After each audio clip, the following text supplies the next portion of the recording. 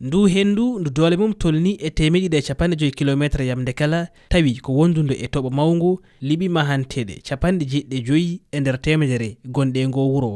ko ɗum andini hoorejo leydi ndi e on saha fedde tambinde nyawdugol geɗe keñoraɗi holliti fodde yimɓe jeegomo ko majjuɓi 390 ko barmuɓe yeewo alhaali e nder dingaral ngal pelle golloje e fannu hinne e yurmede ina pecci e ɗe golle mawɗe e yeru hono fedde daranide nyamaduru woni pam e ɗi nokkuji ko leɗɗe janɗe tibaji cuuɗi cariɗi galleji kewɗi daɗani e ndu henndu mobilaji ko hay goto dogani sabu bonande mawde wande e ngo wuro sifa non nde bonande wori ni e nder ngo wuro ina holla faabu heñorangu so tawi bo wallaɗe wiroje ngal uddama haɗani ardiɓe goppi lawol weeyo keringol ngam heɓde faabu e tambiɓe kisal nden ka siwileɓe leydi France tawi ko arɓe tawtorede batuji keñoraɗi e walhaali ko wona ɗum e nder talkuru ɓayinandu ina jangue e mayru e rango hoorejo leydi ndi faabo immorade e pelle mofte windere ngam tinodirde e nde bonande wande e ngo wuro